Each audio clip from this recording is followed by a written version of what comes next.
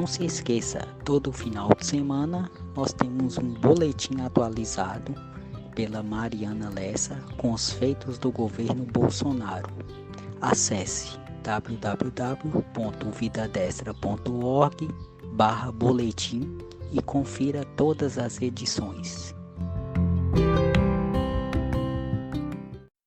Boa noite, senhoras e senhores. Nós estamos começando mais um podcast do Vida Destra.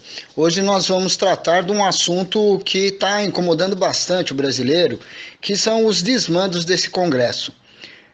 Boa noite, queridos ouvintes do podcast Vida Destra. Aqui quem está falando é o Sander Souza, diretamente do Japão, pronto para mais um debate. Vamos lá. Boa noite, meu nome é Romana de Castro e esse tema é muito importante porque o que nós ouvimos, o que nós lemos nas redes sociais também, é que as pessoas não se sentem representadas por esse Congresso Nacional que está aí. E isso é muito ruim, porque a função do Congresso Nacional é representar o povo. Se o povo não se sente representado, o Congresso Nacional hoje não cumpre a função dele. É exatamente esse o problema inicial, né? Nós vemos aí uma tremenda um abalo na opinião pública, querendo pautas sobre a segurança, especialmente o pacote anticrime, que foi votado um projeto muito desidratado, inclusive com um jabuti na árvore, uma coisa que eu não vi jamais na história jurídica do Brasil, que é o juiz de instrução. E nesse meio tempo eles estão votando pautas como fundão, como lei de abuso de autoridade, como essa PEC que nós vimos ontem. Nada disso estava na pauta de requerimentos, nada disso está na pauta daquilo que o povo clama.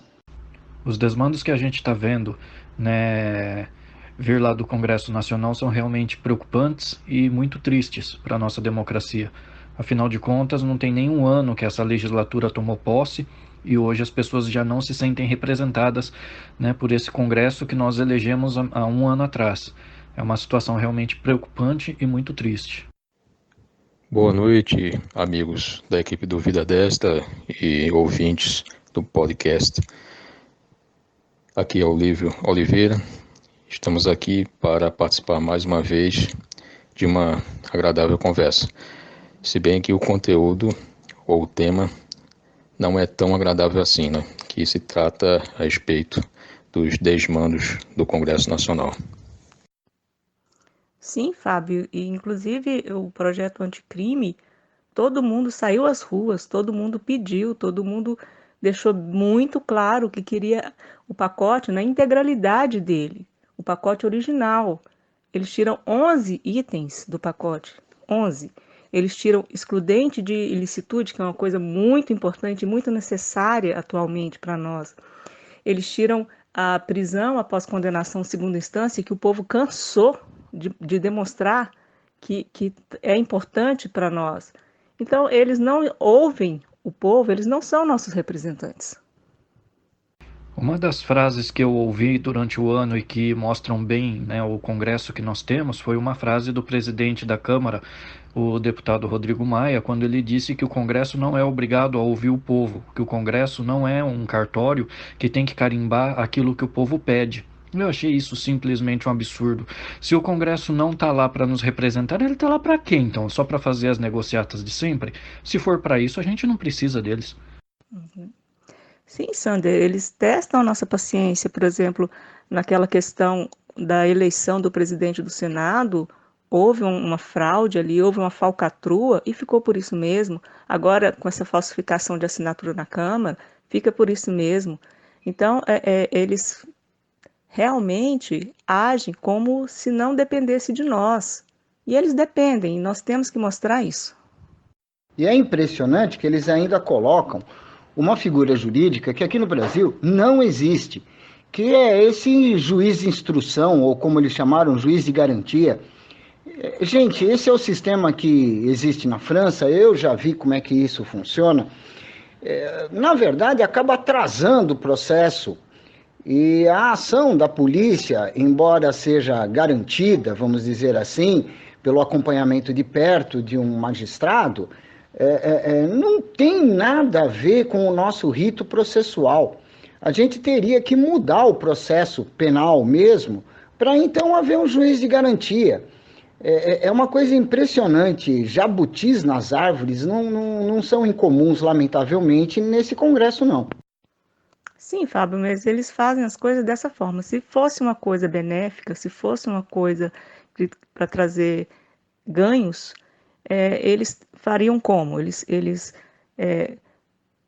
passariam isso para a sociedade, eles demonstrariam essa situação, eles explicariam o que seria esse juiz, eles entrariam em contato com membros do Ministério Público, com os magistrados, com ministros dos tribunais, e toda a sociedade saberia do que estava acontecendo. Quando a coisa é feita nas escondidas, na calada da noite, é porque tem falcatrua no meio. Prezados, o fato é que este Congresso não representa os interesses do povo brasileiro, não representa os interesses da sociedade brasileira, não representa os interesses da maioria esmagadora dos eleitores. Essa que é a verdade. Esses parlamentares, eles representam apenas seus próprios interesses, suas próprias metas, suas próprias ambições políticas.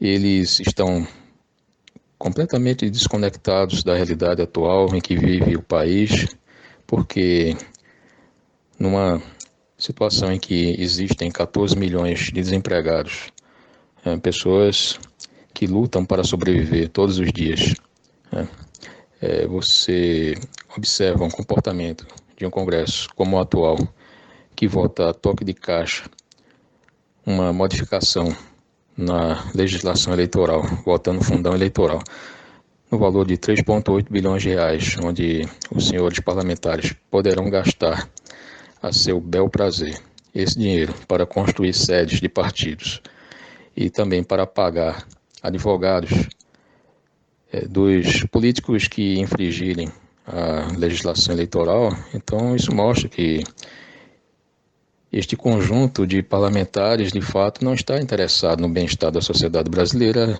mas tão somente em que se prevaleça a sua vontade pessoal, o seu interesse pessoal próprio, que é o da busca desenfreada de poder, de dinheiro e de cargos. Então, o fundão eleitoral, o fundo eleitoral, será como é que se chama? Isso aí, eu não conheço nenhuma pessoa, uma única pessoa que esteja satisfeita com isso. Então, eu acho assim, ano que vem tem eleição, se o candidato tem muitos brindes, tem muitos panfletos, tem carro de som, viaja cada hora está num lugar, é onipresente, ele está gastando dinheiro, muito provavelmente desse fundão. Então não votem nele. Votem naquele candidato que não gasta dinheiro, naquele candidato que se faz nas redes sociais. Nós temos que mostrar para eles que dinheiro agora não ganha eleição. Uma das coisas que eu considero bastante tristes também nessa história toda, né, é a decepção que a gente tem, porque quando o Congresso tomou posse em fevereiro, né, no início do ano, a gente acreditava que estava tendo início uma legislatura composta na sua maioria por pessoas de direita, né, por pessoas conservadoras, e a gente acreditava então que, sendo a maioria ali no Congresso, nós não teríamos problemas para aprovar as medidas necessárias, né, que o governo não teria dificuldade para aprovar suas medidas. Infelizmente, ao longo do ano, a gente viu que a coisa não foi bem nessa direção. E com relação a esse juiz de garantias, né, pelo que eu vi no noticiário agora de manhã aqui no Japão, né, me atualizando, né, das novidades aí do Brasil, se isso não for ali vetado pelo presidente Bolsonaro, né, vai haver uma dificuldade grande na Lava Jato, por exemplo, né, porque o ministro Fachin, por exemplo, que é quem normalmente dá as ordens ali para a Lava Jato, ele já não vai poder estar julgando os casos onde ele autorizou a fazer busca e apreensão, por exemplo. Então é algo muito complicado. Então, Sander, esse pessoal que decepcionou assim no primeiro instante, né, não precisou nem conhecer muito, a pessoa já mostra que é mau caráter mesmo. Alguns deles querem se candidatar ano que vem para prefeituras. Então, Já sabemos, já temos certeza de quem eles são, já sabemos o que eles fizeram, já sabemos do caráter deles, já sabemos que eles não querem nada com nada em relação a construir um país melhor, a relação a trabalhar pelo povo, pelo Brasil. Então, não votar mais neles. Até tenho para mim, Sander, que eles colocaram esse juiz de instrução, o juiz de garantia, para depois pedir essas nulidades.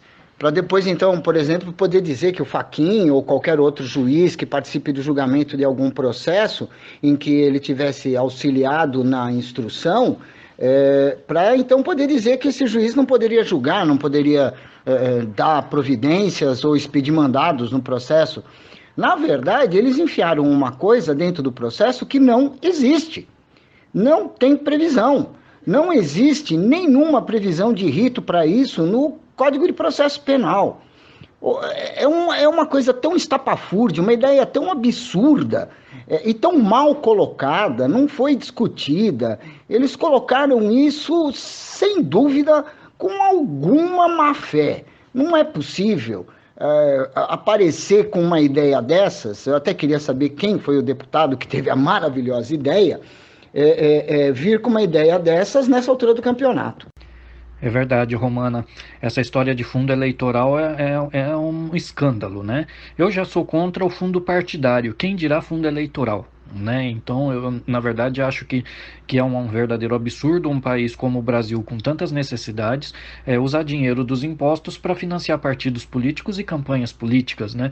O maior absurdo que eu acho é justamente porque, por exemplo, eu sendo de direita, o dinheiro dos meus impostos vai financiar o Partido Comunista, vai financiar, por exemplo, o candidato esquerdista, que é uma pessoa que vai, são partidos, pessoas que vão lutar por projetos que não tem nada a ver com o que eu acredito. Como é que o meu imposto pode ser usado para pagar uma coisa dessa? Eu acho um verdadeiro absurdo. Isso tinha que acabar.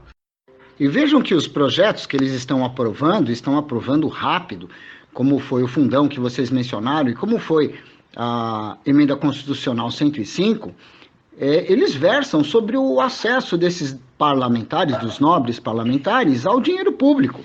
Isso é um absurdo. A gente está vendo, isso é evidente, né, que eles estão preocupados com o acesso ao dinheiro público, mas eles não estão preocupados com a segurança pública, por exemplo.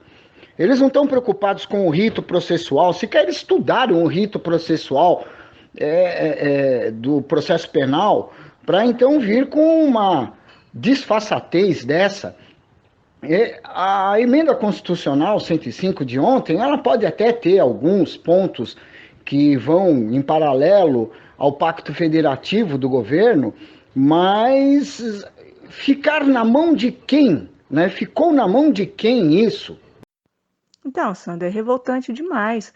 Por isso que eu digo, viu que o candidato está esbanjando dinheiro, que tem uma campanha cara, não vote nele, por favor, não vote nesse cara, porque ele não é boa pessoa, ele não está em boa companhia.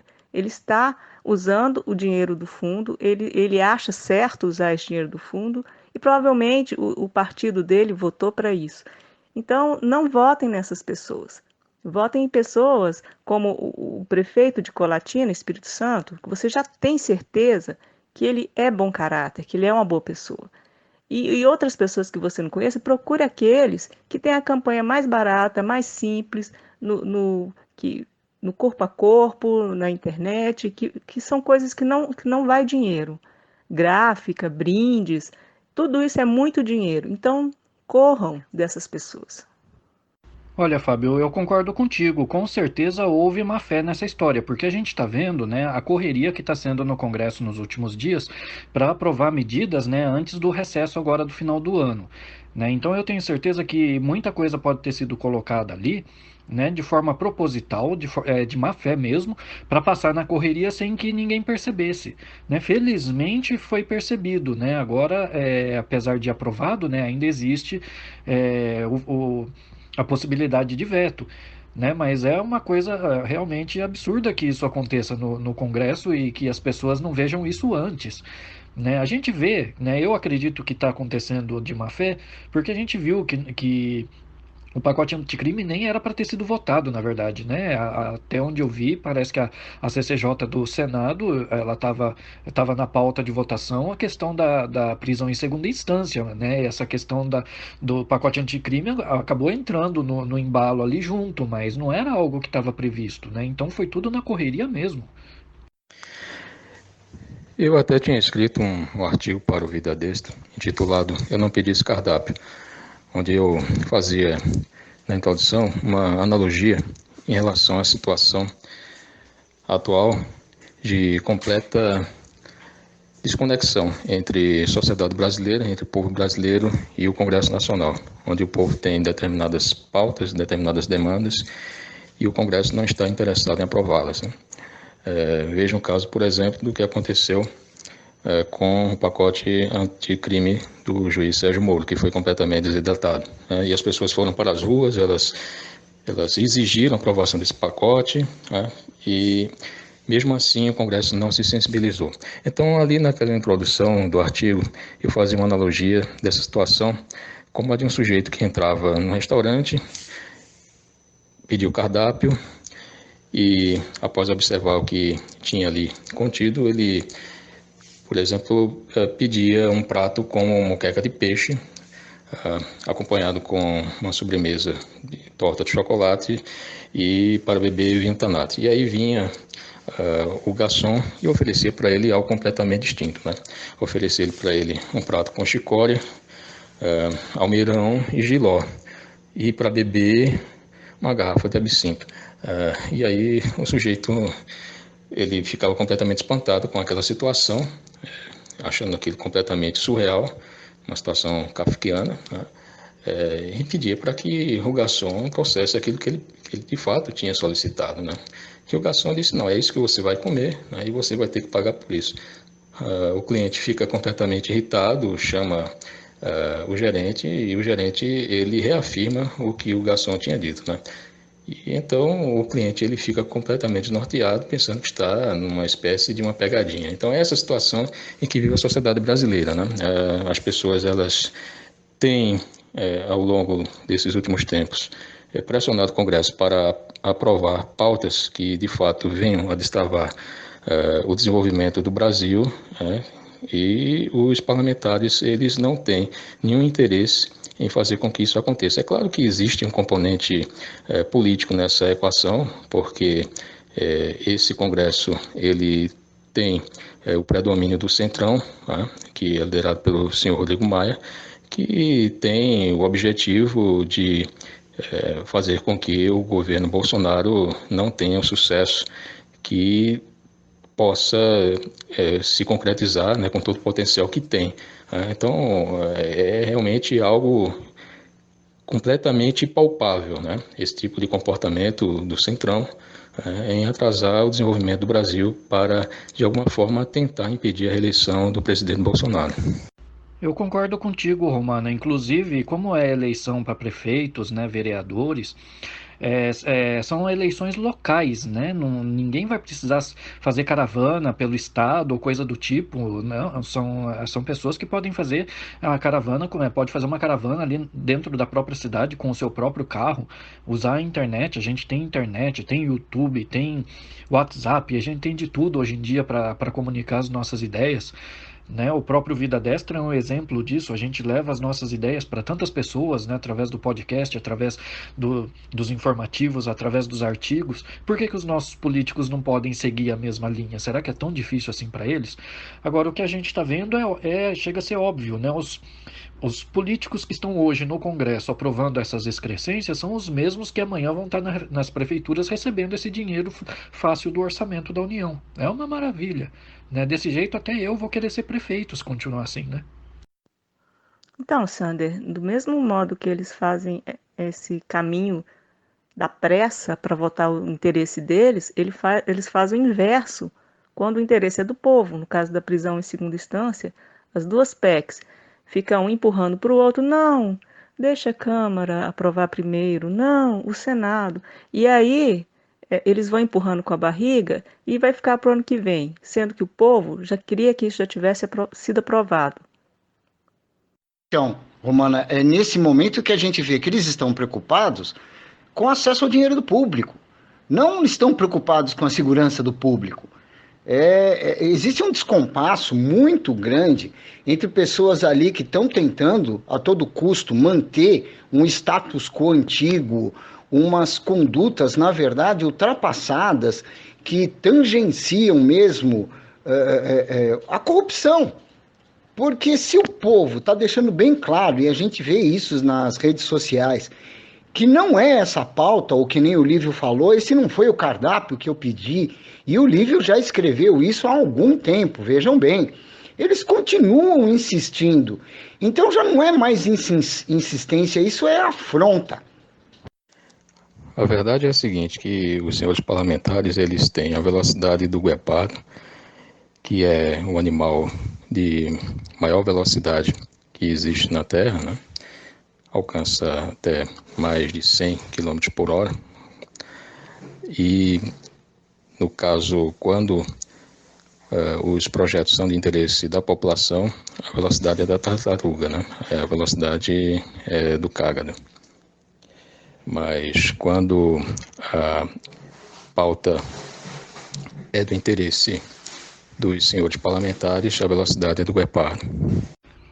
Para você ver, né, Romana, como que são as coisas, né? E pensar que essa questão da prisão após a condenação em segunda instância, isso já estava no pacote anticrime do Sérgio Moro, que tinha sido entregue no Congresso lá no começo do ano, né? Ou seja, se o Congresso tivesse sido célere nessa questão, já tivesse resolvido isso como deveria, a gente não estava passando por essa situação hoje, né?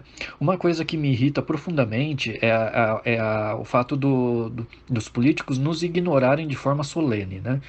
A gente foi às ruas, né? O povo brasileiro foi às ruas pela questão do impeachment, por exemplo, do ministro Gilmar Mendes, e o presidente do Senado, o senador Davi Alcolumbre, ele não emitiu uma única palavra a respeito do assunto, né?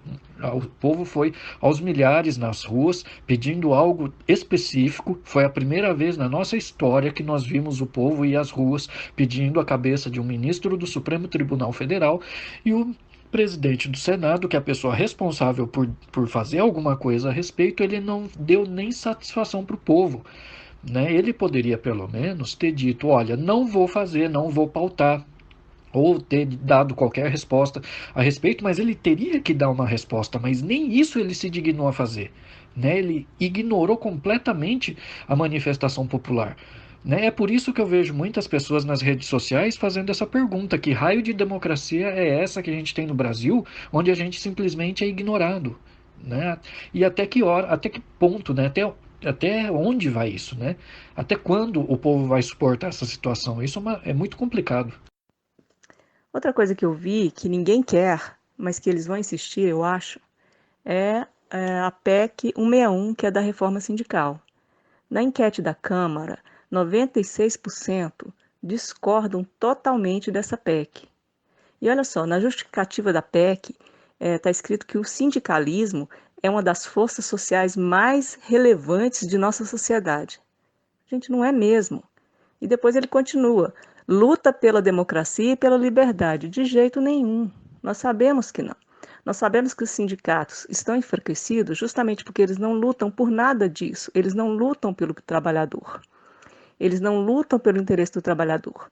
A única coisa que eles lutam é pelo interesse deles, como se eles fossem um partido político, ficam militando, ficam se intrometendo em política, e a parte do trabalhador fica esquecida.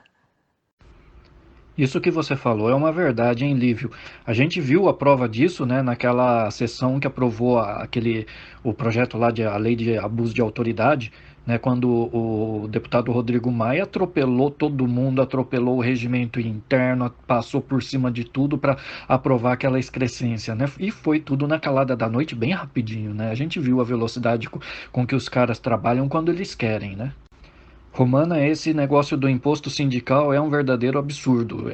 A gente não deveria nem estar tratando a respeito disso, né? Se o nosso Congresso fosse um Congresso sério, esse assunto já tinha que estar sepultado, enterrado e esquecido. Não era nem para a gente estar debatendo isso de novo, né? Mas fazer o quê? Infelizmente, o pessoal faz de tudo para botar a mão no dinheiro público. É impressionante. Vejam que o Brasil, ele é o campeão em número de sindicatos no mundo. Aqui tem mais de 17 mil sindicatos. Se você for comparar com o mundo, o que tem mais sindicato depois do Brasil é a África do Sul, e eles não chegam a ter 200, tem 194 sindicatos lá, se eu não me engano. Quer dizer, gente, para que esse número absurdo de sindicatos? E por que eles proliferaram desse jeito aqui no Brasil? Pela simples razão que a receita deles era muito fácil anteriormente. A receita deles era o imposto sindical, um dia de trabalho do trabalhador em março. Isso é uma dinheirama, gente, que realmente não está vinculada a nenhuma resposta do sindicato, a nenhuma atuação real do sindicato em prol do trabalhador. Então eles ganham esse dinheiro de graça. É um imposto sindical mesmo, embora na legislação se chame contribuição sindical, é basicamente uma coisa que eles têm garantido e estão loucos da vida com isso e querem retrocesso. A gente já conseguiu mudar esse ponto, mas mesmo assim eles insistem em retomar essa pauta. Eu concordo com o Fábio quando ele diz que o Congresso Nacional está fazendo em relação à população brasileira é uma afronta, e é mesmo, né? O Congresso Nacional tem se portado de uma forma completamente agressiva em relação à sociedade, né? Tem aprovado pautas que não têm o mínimo respaldo da população, a população não tem dado nenhum tipo de apoio a esses projetos, essas PECs que têm sido aprovadas, né, como Fundão e essa última PEC que foi aprovada recentemente, que introduz uma série de novidades na nossa já extensa Constituição, né, porque a Constituição de 88 é uma Constituição extremamente extensa, uma das Constituições mais extensas do mundo, e eles trataram de ampliar mais ainda, eles ampliam de forma assodada a Constituição, deixam ela mais extensa ainda, e agora aprovar essa PEC para destinar recursos públicos, que já são escassos, para as emendas parlamentares, e de acordo com o que o Fábio escreveu em um dos seus artigos, não está claro se realmente esses recursos, essas emendas assim destinadas vão ter a fiscalização do TCU. É uma coisa muito estranha isso, o que abre mais ainda possibilidade para haver corrupção. Então isso mostra que realmente esse Congresso ele tem sido afrontoso em relação ao povo brasileiro, né? E aí eu queria levantar um tema para debate a respeito de quais possíveis mecanismos de controle nós poderíamos tentar aprovar para coibir esse tipo de comportamento do Congresso, né?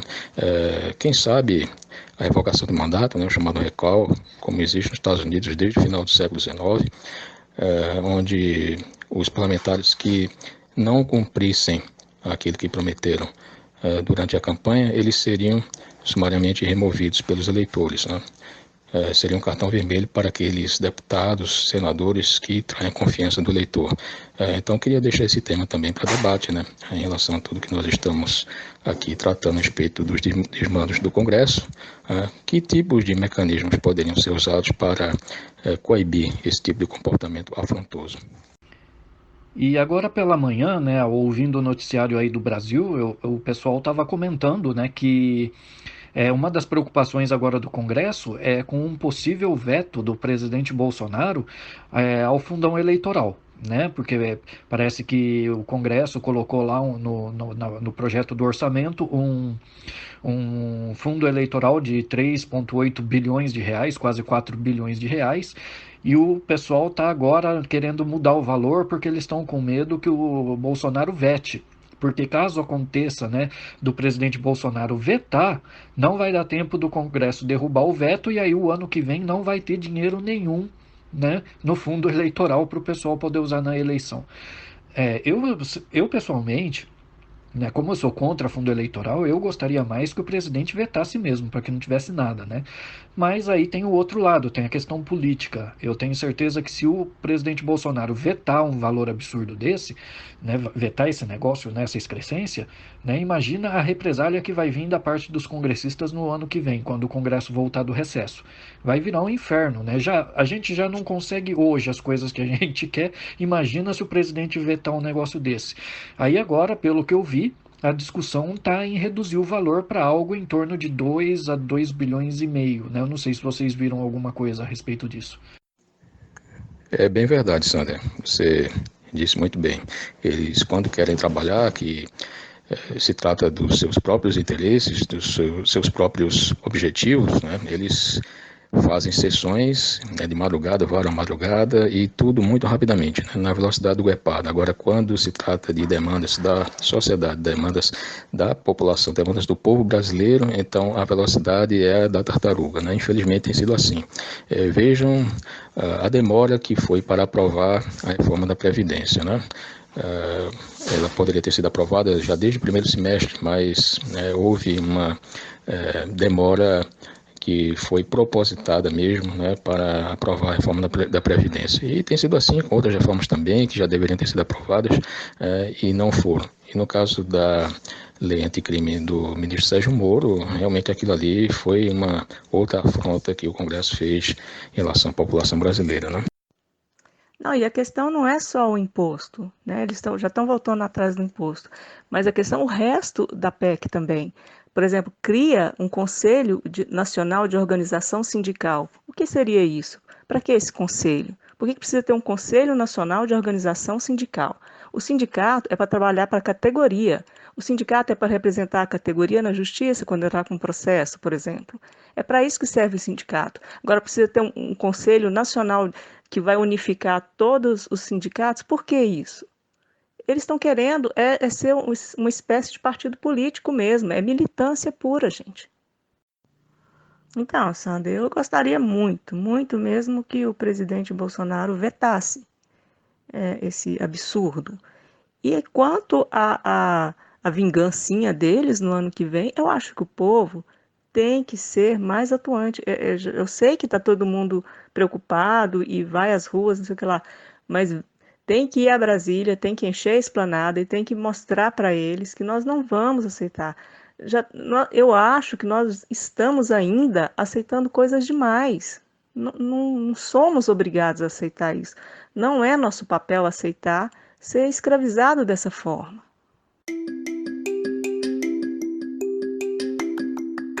Já segue o nosso Twitter? Se não, siga @VidaDestra e fique por dentro das principais novidades e artigos. Acesse também o nosso site www.vidadestra.org. Lembrando que estamos nas principais plataformas de podcast, como Anchor, Spotify, Deezer e Apple Podcasts. E vocês vejam só, na Constituição há duas formas do povo interagir com o processo legislativo, que é o plebiscito. Aí, nesse caso, antes da lei ser votada, ela é submetida ao escrutínio, né? Ela é submetida à população, ou referendo. No caso do referendo, a lei já está votada no Congresso, mas ela só tem validade depois que o povo aprovar.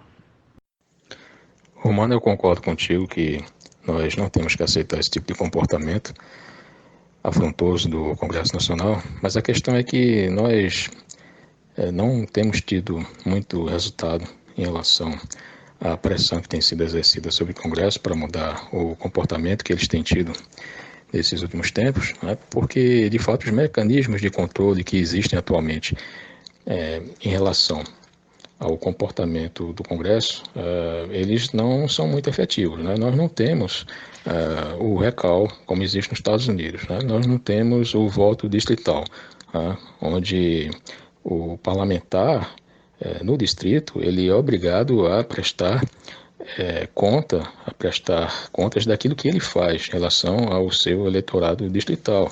Tá? E o sistema eleitoral que nós temos atualmente, né, esse proporcional, permite que muita gente seja eleita pelo chamado voto de legenda, né? Gente que tem uma meia dúzia de votos e consegue ser eleito por conta desse voto de legenda, né?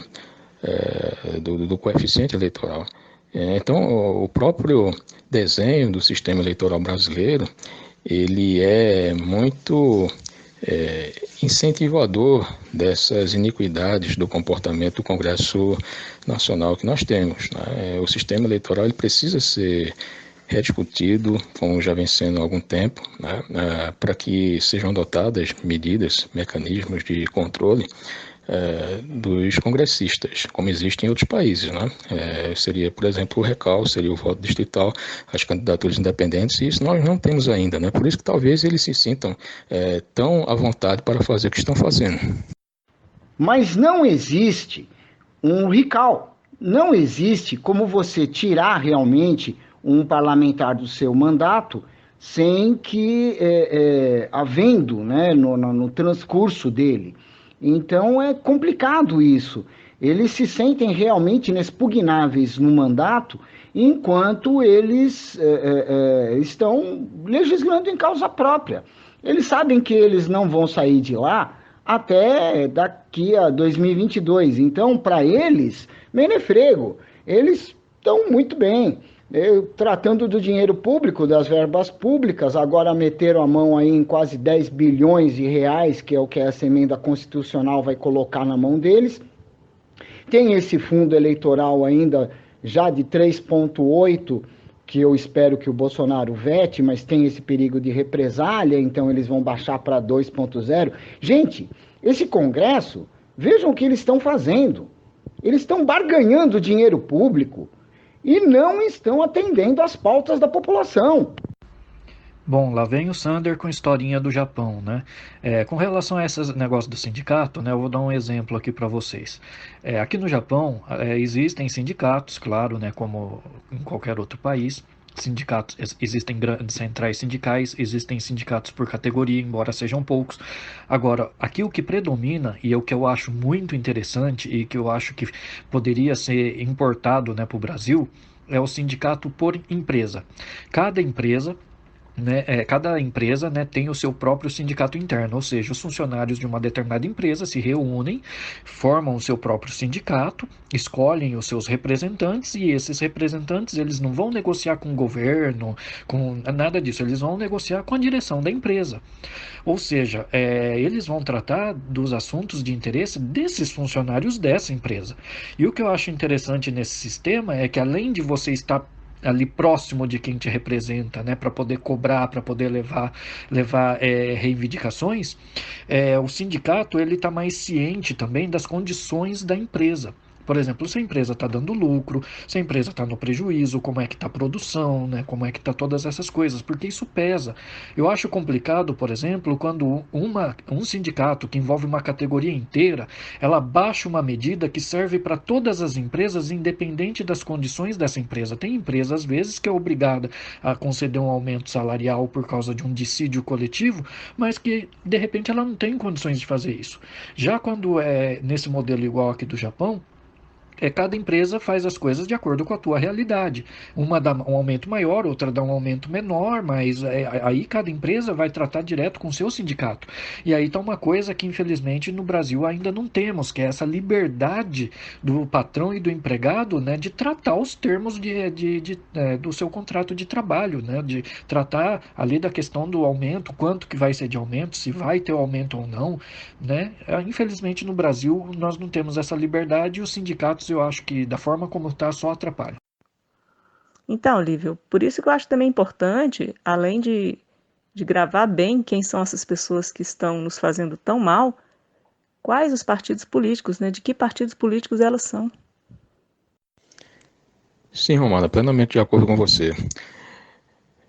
Eu creio que uma medida eficaz e eficiente para minorar todo esse estrago que tem sido feito pelo Congresso Nacional é nós não votarmos, como já foi dito aqui, em candidatos que usem o fundão eleitoral, né? Porque realmente é uma excrescência, é um absurdo o que está sendo feito com o dinheiro público, né, com o dinheiro do povo.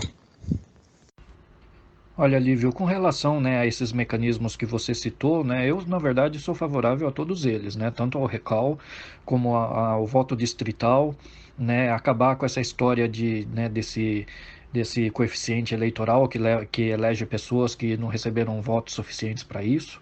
Né? Muitos dos nossos parlamentares, se a gente parar para analisar, estão lá no Congresso hoje por causa desse coeficiente eleitoral. Eles não estão lá por causa de votos recebidos. Né? Então, na verdade, eles não estão representando ninguém mesmo, porque ninguém votou neles o suficiente para que eles tivessem o direito de estar lá. Né? Uma coisa que eu acho que dificulta bastante as coisas, né, que dificulta para nós e facilita, né, para os políticos, né, para eles fazerem as lambanças deles, é o fato de nós não termos mecanismos para tirá-los de lá. É muito difícil você tirar essas pessoas de lá, né? E isso deveria ser modificado, deveria ser mais fácil para a população tirar eles de lá quando eles não estiverem cumprindo adequadamente com as suas funções, ou quando tiver alguma irregularidade ou qualquer coisa suspeita, né, sobre eles, né? Eu acho que deveria ser mais fácil para a gente tirar os nossos representantes de lá, né? Da mesma forma que num jogo de futebol a gente substitui os jogadores, eu acho que a gente deveria ter mecanismos mais ágeis, né, para substituir os nossos parlamentares lá também quando for necessário, não apenas nas eleições.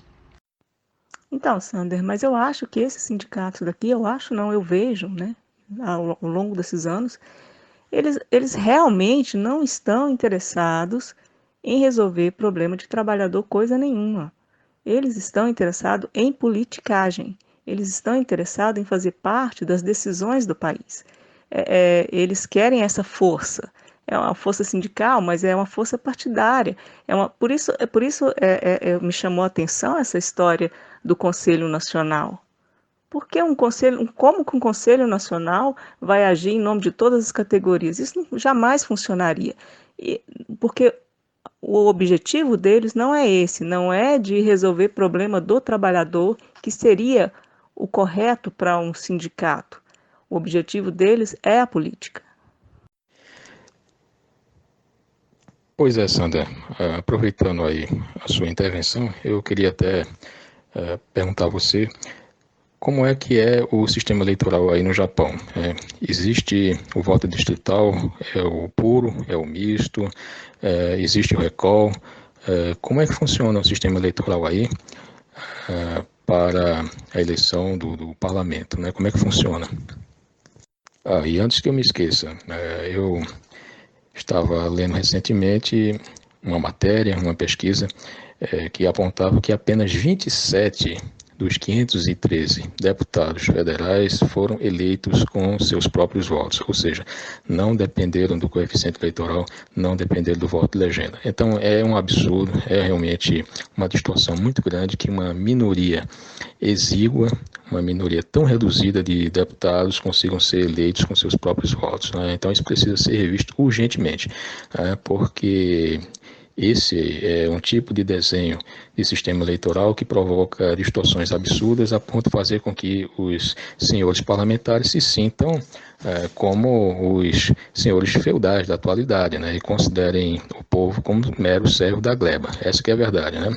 Os senhores parlamentares, eles se consideram espécies de novos barões, marquises, duques, viscondes da atualidade. Essa é que é a verdade. Então, Romana, no que você falou, quando o PT foi formado lá atrás, nos anos 80, a argamassa dele era a CUT, que era a central sindical, a central sindical maior aqui no Brasil. Fazendo um conselho nacional, você pode ter certeza, até pelas razões que o Sander disse, não vai ser alguma coisa para trabalhar em prol dos interesses do trabalhador, mas para trabalhar em prol de interesses ideológicos. E isso não vai ser um órgão trabalhista, isso vai ser um órgão político.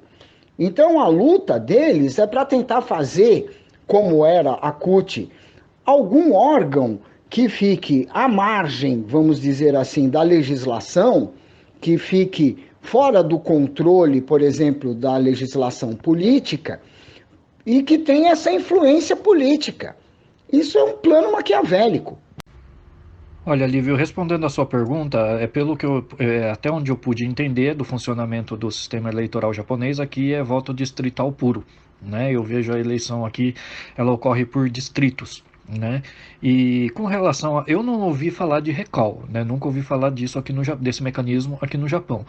Mas aqui no Japão, quando um político se envolve em qualquer tipo de irregularidade, ele imediatamente deixa o cargo, né? Não é ele mesmo sai do cargo, né?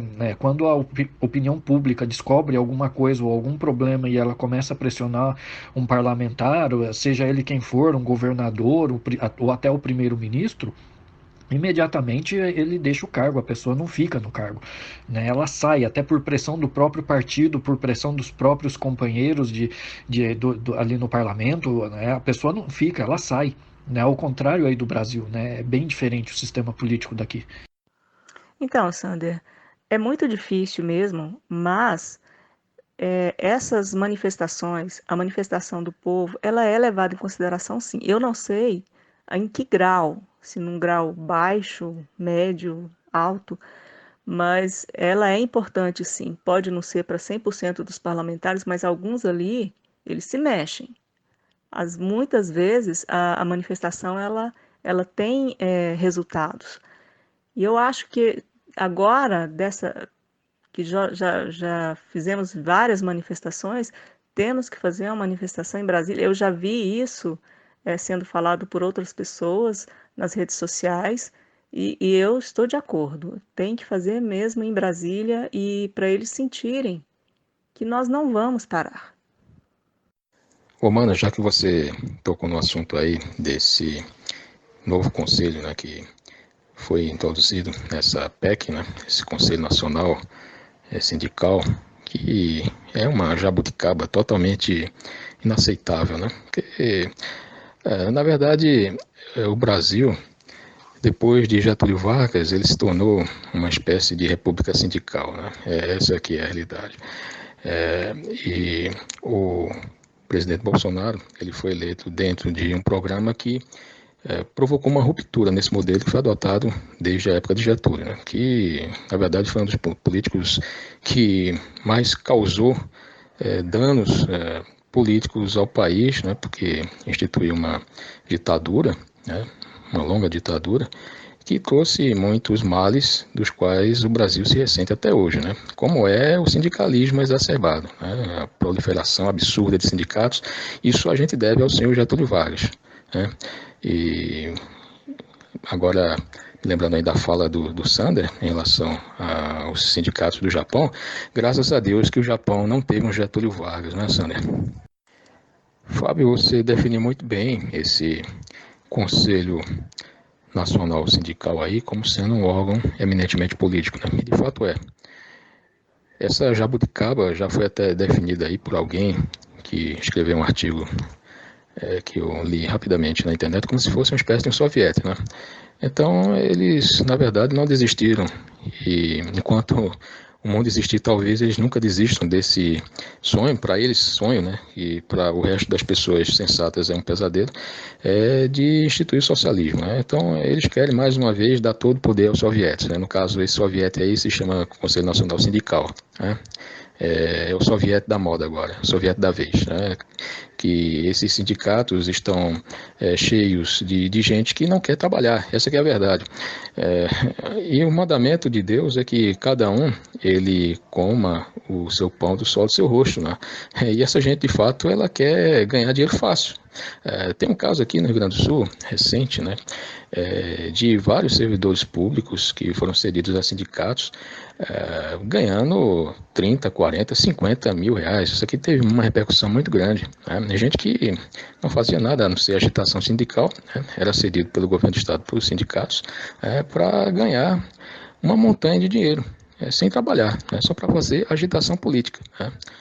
Esse é um dos legados que o senhor Getúlio Vargas deixou para o país, né? Até hoje o país se ressente disso. Então, Fábio, por isso que eu acho que o povo tem que ficar atento, porque eles vão passando esses jabutis, né, na calada da noite aí, e é uma coisa importante, é uma coisa que vai nos prejudicar demais, é uma coisa que pode mudar o destino do país, e passa por uma PEC, ninguém fala nada, eles não discutem, nos textos que nós vamos ler na Câmara e no Senado, é aquele texto confuso, que quase não diz nada, você fica sem saber o que está sendo falado ali, e assim eles vão levando. Então eu acho que nós não podemos deixar isso ir para frente de jeito nenhum. Como os meus amigos colocaram, né, essa questão dos conselhos aí, né, esses sovietes aí, eu também li algo a respeito, né, chamando esses conselhos sindicais aí de soviete, né, isso é coisa de socialismo mesmo, né, quando eu ouço falar de conselho disso, conselho daquilo, conselho de não sei o que, já chega a me dar até uma certa ojeriza, porque não há necessidade, que nem no caso do conselho sindical, realmente não há necessidade. As centrais sindicais, elas já não congregam todos os sindicatos debaixo delas, para que nós precisamos de um conselho à parte? Então não tem necessidade disso, nem na prática, nem na teoria, nem de jeito nenhum. É um absurdo completamente desnecessário e que não pode ser aceito de forma nenhuma. Isso é um absurdo, não dá para aceitar um negócio desse. Efetivamente, Romana, eu acho que a gente tem mesmo que ir para Brasília. Fazer com que esses parlamentares sintam de perto, vejam, ouçam, que nós não estamos nada satisfeitos com eles. Nós estamos vendo o que está acontecendo. Eles estão aprovando pautas em interesse próprio ou tentando reedificar um sistema sindicalista completamente falido, na verdade, que é dos anos 40. É um tremendo de um absurdo que não tem, na verdade, função sindical. O que tem função sindical, que nem o Sander disse, seria um sindicato por empresa, seria uma ideia excepcional, que ali bem pertinho falaria com o patrão, teria ideia de como a empresa está, e imporia pautas de negociação justas, porque essas pautas de negociação que eles estão impondo agora, elas não são nem trabalhistas, elas são políticas mesmo. Então, aí eu vou falar o que o Lívio disse, é uma forma de soviete, eles não desistem dessa ideia. Lá atrás, a Dilma tinha tentado aqueles conselhos populares que são sovietes na letra, são sovietes no pé da letra. Eles querem de toda forma colocar isso dentro da Constituição. Ou seja, é um absurdo, gente. Nós estamos vendo retroceder 50 anos de história, mas não é possível que a gente ainda esteja discutindo isso aí no Brasil. E, Romana, com relação às manifestações, né, eu concordo contigo, viu? Eu não sou contra as manifestações, muito pelo contrário, né? Eu sei que, às vezes, as manifestações, né, as pessoas vão às ruas, o pessoal não ouve, né? Como eu disse há pouco, né, o próprio Davi Alcolumbre lá não ouviu, né, quando o povo foi às ruas pedir o impeachment do Gilmar Mendes. Mas nem por isso a gente tem que desistir de fazer. Eu sou favorável a utilizar todas as armas legais que nós tivermos à disposição para lutar. Seja manifestação na Paulista, seja na esplanada dos ministérios, pressão nos deputados, e-mail, telefone, WhatsApp, sinal de fumaça. O que a gente tiver às mãos para lutar pelos nossos interesses, pelos nossos direitos, nós temos que usar. Eu sou favorável a usar tudo, né? Sander, você mencionou aí o comportamento diametralmente oposto que os políticos japoneses que caem em desgraça, eles adotam, comparativamente aqui o que acontece no Brasil, que quando um político japonês ele se vê envolvido com uma denúncia de corrupção, ele imediatamente ele renuncia ao cargo, né? E aí existe um componente cultural, né, um componente específico da cultura japonesa, que é o código de honra, né? Isso foi herdado da época dos shogunatos, né? Da época em que havia samurais, e havia um código de honra chamado Bushido, né? Então, isso se enraizou na sociedade japonesa, existe realmente um código de honra, e mesmo o político mais corrupto, ele tem um mínimo de vergonha na cara aí no Japão, né? O sujeito ele foi pego com a mão na massa, né? Ele foi pego com a mão na botija, né? Ele foi denunciado, então ele mesmo trata de sair de fininho, né? E renunciar ao mandato. Aqui no Brasil não, o sujeito ele é denunciado por corrupção e pode até renunciar e volta novamente, né? Como é o caso do Renan Calheiros, né? Ele renunciou ao mandato e foi eleito novamente, né? Mas aí tem a questão de que o próprio povo também, pelo menos parte do povo, é conivente com esse tipo de comportamento, né? Porque se ele foi eleito, mesmo tendo sido denunciado por corrupção, né? Ele se envolveu lá com uma situação em que houve uma denúncia contra ele, em que ele malversou verba pública, né? E aí renunciou ao mandato. E aí depois ele foi eleito, né? E voltou com a graça do povo. No Japão não acontece isso, né? Então, meus amigos, é por isso que eu fico preocupada e eu acho que as pessoas, além de votar, né, na enquete da Câmara, tem que fazer mais, tem que não permitir que isso vá adiante. É uma PEC, é uma emenda constitucional. Pensa no perigo disso. Uma coisa que eu também concordo, né, é sobre ir para Brasília para pressionar o pessoal lá, eu acho que tem que ir mesmo, quem puder tem que estar lá. Uma coisa que me deixa bastante triste é quando há votações importantes no Congresso, quando há sessão conjunta da Câmara e do Senado, ou mesmo nas sessões individuais ali da Câmara e do Senado, a gente vê as galerias vazias, não tem ninguém lá.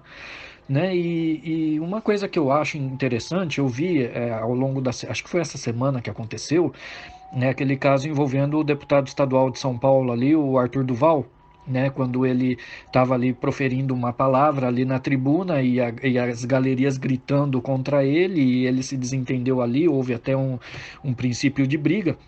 Mas eu achei impressionante, tudo bem, que quem estava ali nas galerias era justamente esse povo de sindicato, povo organizado, que estava ali para pressionar por privilégios. Mas a população precisa fazer da mesma forma. A gente também precisa se organizar, precisa se mobilizar, precisa estar ali nas galerias fazendo pressão da mesma forma. Né? E não por privilégios, mas por direitos, por coisas que nós realmente precisamos.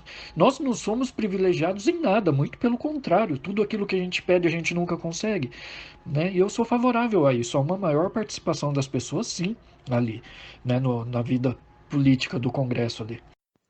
Pois é, eu gostei do sinal de fumaça. Mas, além disso, prestarmos bastante atenção para nas próximas eleições realmente darmos o troco.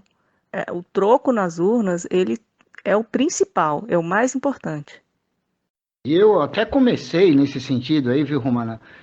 Fazer uma lista mesmo das pessoas que eu não vou mais votar, que eu não vou votar de forma nenhuma, e também das pessoas que eu não vou aconselhar a que votem, que eu vou escrever contra. Foi uma decepção, porque a lista está ficando imensa. Eu acho que no final das contas, quando a gente tiver as opções daqui, agora no final de 2020 vai ser para prefeito, vereadores, mas depois, em 2022, né, nós vamos ver as eleições novamente, nós vamos ser obrigados a escolher o menos pior e não o melhor. Estava lendo em algum lugar que o STF está analisando a possibilidade de se lançar candidaturas independentes, né? Eu não sei se alguém aqui dos amigos que estão participando desse debate tem alguma informação mais precisa sobre isso, né? Porque eu vejo que a candidatura independente também é um mecanismo que ele quebra esse controle férreo que os caciques dos partidos políticos têm sobre as suas agremiações políticas, né?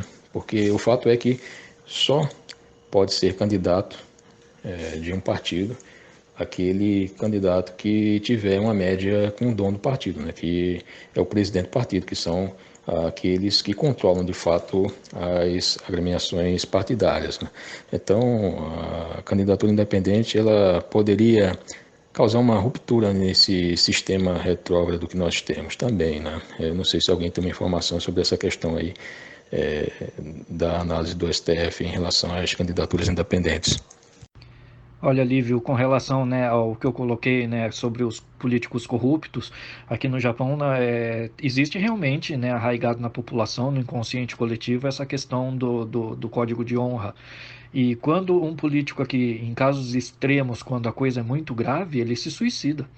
Acontece isso com uma certa frequência, né? O cara se mata, né? A desonra é tão grande que a vergonha também é tão grande que o cara simplesmente se mata. Tem muito disso também.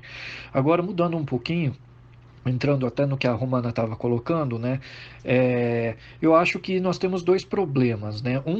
Em relação ao Congresso, né? O primeiro é com relação ao próprio eleitor, né? Como o Lívio colocou agora há pouco também, né? O Renan Calheiros já renunciou, já foi eleito de novo, o Collor fez tudo o que fez e está lá no Senado, o Aécio Neves tá lá na Câmara, né? A gente vê um monte de gente que já aprontou horrores e consegue se eleger de novo. Então, nós temos dois problemas. O primeiro problema é com relação ao eleitor, né? Que consegue ainda votar nessas pessoas, né? Nós precisamos desenvolver um pouco mais a nossa consciência eleitoral, né, a nossa consciência democrática para não votar mais nesse tipo de pessoa.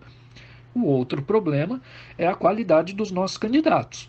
A gente vê ali, né, candidatos ali, a gente vê candidatos não, perdão, a gente vê ali pessoas que foram eleitas que não são capazes de achar o sujeito numa frase, né? São analfabetos funcionais com a responsabilidade de escrever as leis que regem as nossas vidas. Eu acho isso simplesmente um verdadeiro absurdo. E com relação ao segundo problema, né, que nem dois problemas, né? O primeiro é o eleitor, a gente já está fazendo um trabalho de conscientização, né? Nós do Vida Destra, outras pessoas também têm feito esse trabalho de estar conscientizando as pessoas. Com relação à qualidade dos nossos candidatos, no meio do ano eu abri uma proposta de ideia legislativa no Senado propondo o endurecimento da lei da ficha limpa. Né? A minha proposta era no sentido de qualquer pessoa que tivesse qualquer tipo de pendência com a justiça seria ficha suja, não poderia se candidatar. Né? Partindo do princípio de que uma pessoa com problemas legais não pode ter o poder nas mãos de escrever a lei que vai julgá-la. Né? E é isso que a gente vê hoje acontecendo. Né? Eu tive essa ideia quando o ministro Sérgio Moro esteve no Congresso a primeira vez, ali na época dos vazamentos do Intercept, quando ele foi ali voluntariamente para dar satisfações, e nós vimos o absurdo que foi o ministro da Justiça sendo inquirido por pessoas que têm um monte de processo nas costas. Eu achei isso aí, como dizem, né, era o poste mijando no cachorro. Eu achei uma coisa absurda. Eu fiz essa proposta, eu recebi críticas, né, por causa dessa minha ideia, porque as pessoas alegavam que, que a democracia não poderia restringir as pessoas a ter acesso à política, né? Mas eu não vejo dessa maneira, né? Eu acho que a política, como qualquer profissão, né, não é qualquer um que pode ser médico, não é qualquer um que pode ser engenheiro, não é qualquer um que pode ser advogado. A pessoa tem que ser preparada, a pessoa tem que estudar, tem que correr atrás. Acredito que no caso da política é a mesma coisa. E realmente não dá para a gente dar poder, né, para a pessoa escrever uma lei, sendo que ela tem problemas com a lei. Eu acho isso um absurdo.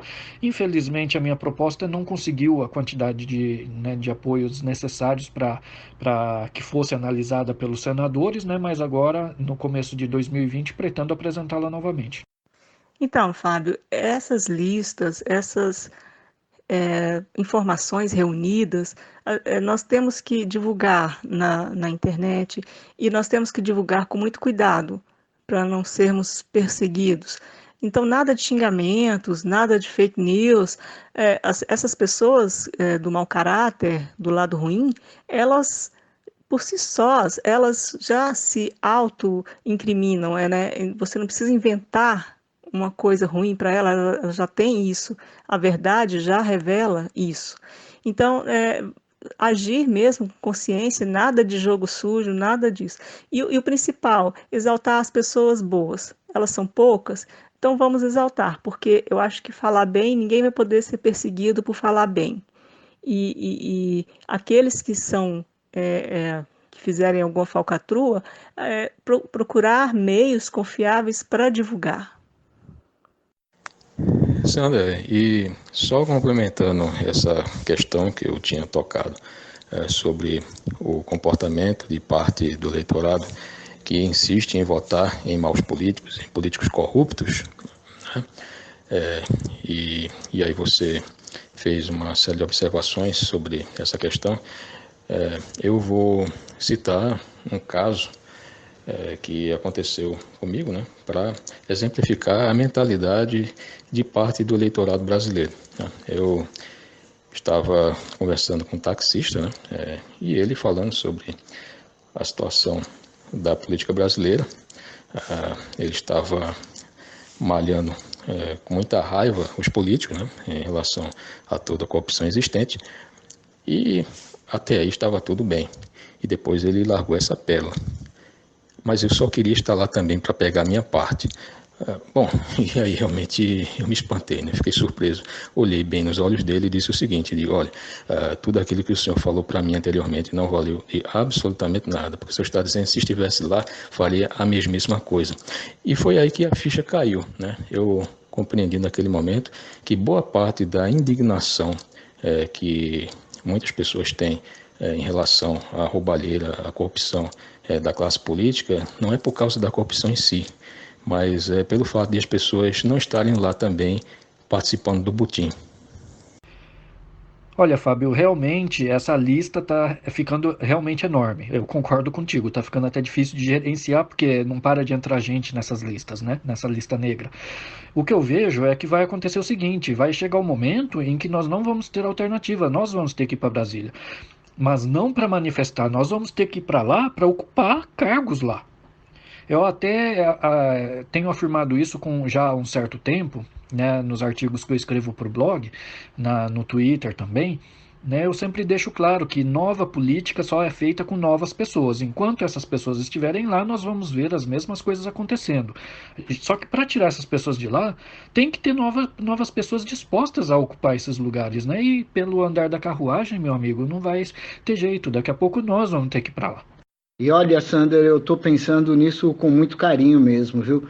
Daqui a pouco eu estou lá no Partido da Renovação, da Aliança, buscando filiação, porque do jeito que está, realmente, se a gente não varrer do Congresso, essa escumalha que ainda existe lá, que fica barganhando dinheiro público, ao invés de atender as demandas da população, que fica retrocedendo em termos legislativos, em termos trabalhistas, que fica rebatendo e batendo e rebatendo nessa tecla de soviete, socialismo, todo mundo é igual, todo mundo é irmão. Olha, eu já estou bem satisfeito disso. Concordo contigo, Sander. É fato que esses políticos maquiavélicos, essas raposas políticas matreiras que estão sempre dando as cartas na política brasileira, elas estiveram durante muito tempo controlando com punho de ferro todo o processo político no país, né? E por isso que a política brasileira ela se manteve na mesmice durante muito tempo. Nessas últimas décadas houve essa disputa do poder federal em apenas dois partidos, né? PSDB, PT, e na verdade aquilo ali era um jogo de cartas marcadas, né? E a eleição do presidente Bolsonaro foi uma ruptura nesse processo. E isso causou um choque muito grande no establishment, que não esperava que um candidato com 7 segundos de propaganda eleitoral, sem recursos, com pouquíssima possibilidade de ser eleito, né, no princípio, e contra todas as probabilidades, Bolsonaro foi eleito, quebrando toda essa pantomima política que já se arrastava há décadas no país, né? Mas acontece que esse mecanismo político ele está agindo ferozmente para continuar a sobreviver, né? E essa situação que você relatou aí, né, de que vai chegar um momento em que é preciso haver uma renovação com novos quadros, isso de fato vai terminar acontecendo mesmo, né? Porque não pode ser resolvida uma situação como essa simplesmente levantando tags no Twitter, né, como o pessoal costuma fazer, né? Os políticos eles estão se lixando para as tags que são levantadas, né, e continuam aprovando os seus projetos que são do seu próprio interesse, que não tem nada a ver com a vontade do povo. Olha, Lívio, meu amigo, eu também já ouvi esse tipo de coisa e olha que eu tô fora do Brasil há muitos anos. Mas mesmo assim eu ouvi coisas parecidas com essas, viu? E aí que eu falo, né? Eu acho que a gente não pode mais aceitar votar nos menos piores, né? Por isso que a gente precisa trabalhar na conscientização das pessoas, mas ao mesmo tempo nós precisamos elevar também a qualidade daqueles que se candidatam e que vão parar lá no parlamento ou nos palácios, né, dos governos estaduais, no governo federal. Né? A gente precisa melhorar a qualidade dessas pessoas, até porque se o eleitor não sabe votar, se o candidato pelo menos tiver qualidade, né, o desastre é um pouquinho menor. Né? Tem esse outro lado também. Mas é uma questão muito complicada. Eu reitero, vai chegar um momento em que não vai ter alternativa. Pessoas como nós vai ter que tomar iniciativa e vai ter que ir lá para Brasília para começar a trabalhar, ocupar esses espaços, porque se tem esse problema também, se as pessoas de bem, se as pessoas da direita, se os conservadores não se dispuserem a ocupar os espaços na política, nós nunca vamos tirar essa tranqueirada de lá. Né? Então é uma coisa séria a se pensar. Né? O que eu falo aqui pode até parecer soar um pouco como brincadeira, mas é verdade, né? Isso vale para nós, vale para os nossos ouvintes também. A gente não pode só ficar esperando que apareça alguém que resolva o problema. Vai chegar um momento em que nós vamos ter que fazer a nossa parte, nós vamos ter que arregaçar as mangas e meter a cara na política também e começar a fazer a diferença. Então, pessoal, eu acho que o nível dos parlamentares só vai melhorar quando essa seleção ficar mais rígida, né? E a seleção quem faz é o povo. Então, temos que continuar batendo na mesma tecla e tentando convencer as pessoas da importância do voto.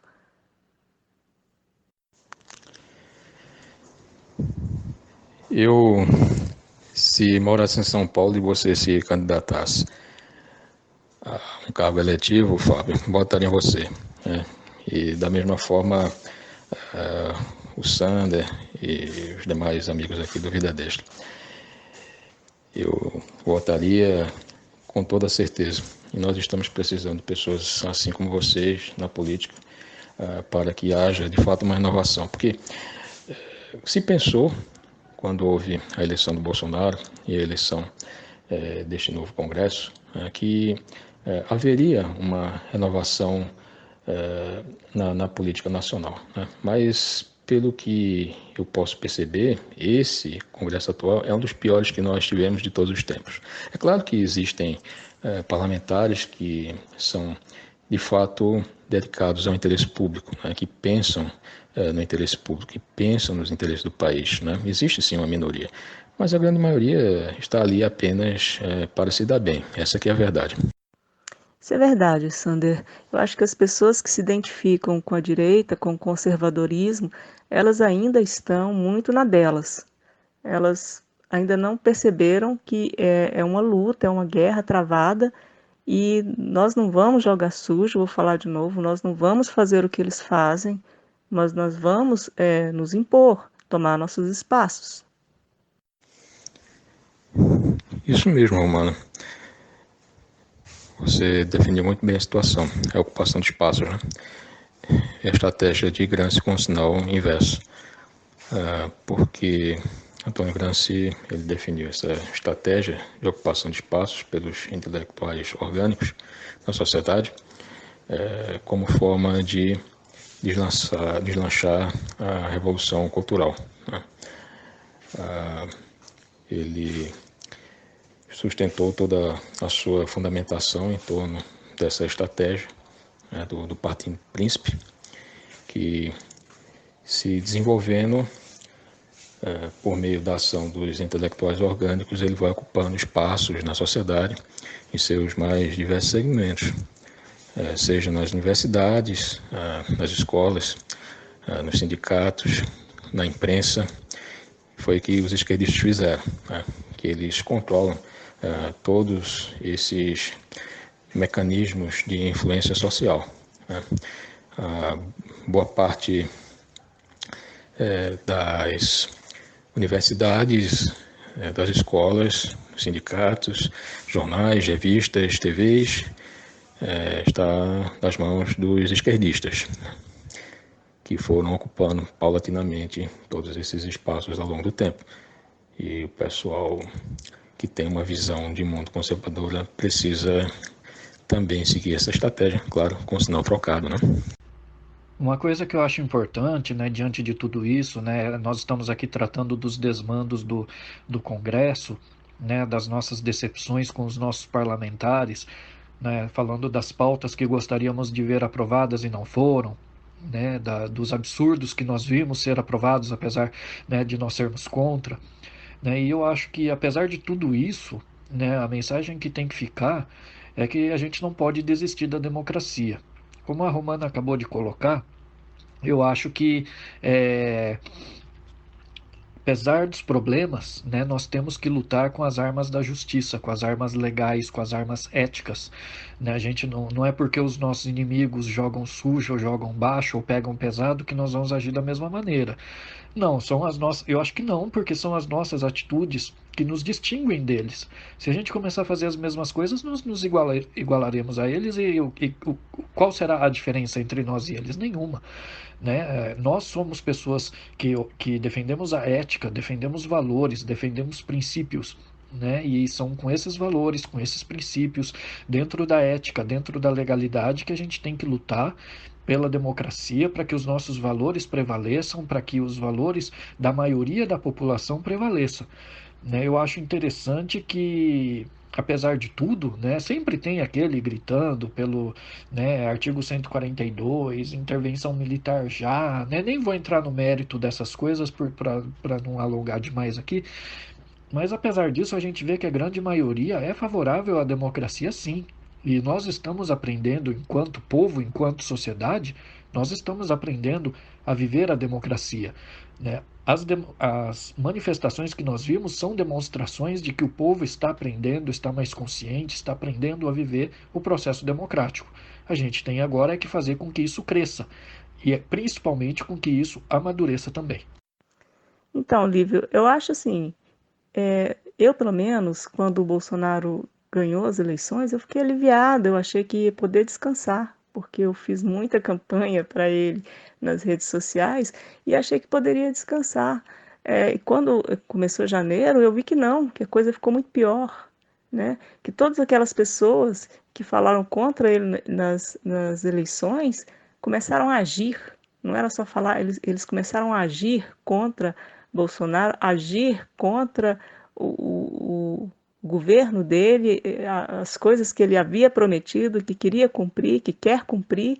Então eles começaram a boicotar, a agir contra, tentando não permitir. E aí o nosso trabalho foi pior, né? O nosso trabalho ficou mais duro, mais árduo. Mas eu estou disposta, vou continuar trabalhando. E espero que todo mundo também fique cada vez mais firme, cada vez mais disposto a trabalhar, porque vai valer a pena. Um Brasil melhor, um Brasil diferente do que nós tivemos até aqui, vai valer a pena para todo mundo. É isso aí, pessoal. Boa noite, espero que tenham gostado e até a próxima. É isso aí, meus amigos. Para encerrar, eu gostaria de deixar aqui aos nossos ouvintes uma reflexão. Eu vou fazer uma pergunta aqui e gostaria que cada um dos ouvintes pensasse a respeito. Você já pensou em ingressar para a política, em entrar para a vida pública, em servir a sua sociedade, a sua cidade, ao seu país? Se você não pensou, pense a respeito, com bastante carinho, ok? Eu vou encerrar minha participação por aqui. Agradeço mais uma vez pela oportunidade de participar desse podcast. Aqui é Sander Souza, diretamente do Japão, para mais um podcast Vida Destra. Um grande abraço a todos. Olha, na linha do que vocês falaram, eu também considero que a democracia é uma péssima forma de governo, à exceção de todos os outros. O capitalismo é uma horrível estrutura econômica, à exceção de todas as outras. Nós temos que aprender a viver num mundo moderno em que o livre mercado existe uma imensa concorrência entre os países pelo comércio internacional, e nós estamos entrando nisso agora. É muito importante que a gente perceba a situação em que nós estamos agora. e lutar com as armas que nós temos e que estão à mão. Não adianta o camarada ficar falando, ai não, isso daí não poderia ser assim. As coisas são assim. A democracia funciona desse jeito, ela é plural. Então, a gente deve aprender a lutar com isso e entrar de corpo e alma nisso, para falar a verdade. Eu também vou me despedindo por aqui, vou encerrando a minha participação. Muito obrigado a todos que estiveram comigo e espero que os ouvintes tenham gostado. Boa noite. Alguém disse certa vez o seguinte, né, que não existe escuridão, o que existe é a ausência de luz. O que existe não é o frio, é a ausência de calor. Não é o ódio que existe em si, ele não tem existência por essência, mas sim é a ausência de amor. Então, que nós possamos ser, como Jesus disse, sal da terra e luz do mundo, né? Podemos, sim, fazer diferença, dando sabor ao ambiente ao nosso redor, né? Salgando a terra, fazendo a diferença como o sal faz, porque o sal ele não tem função no saleiro. O sal faz a diferença na comida. Então, os bons precisam fazer a diferença dessa forma, assim como o sal também. E Jesus ele disse, não se pega uma candeia para se colocá-la debaixo do velador, mas ela tem que ser colocada de modo a ser vista por todos. E assim também vocês façam brilhar sua luz para que possam ser vistos pelos homens, para que glorifiquem a Deus. Então nós temos que ter essa função na sociedade, de fazer a diferença, de ser sal da terra, ser luz do mundo. Então é isso, meus amigos. Agradeço aí pela participação, agradeço aí pela boa conversa, tá? Então, um abraço a todos, uma boa noite e até a próxima.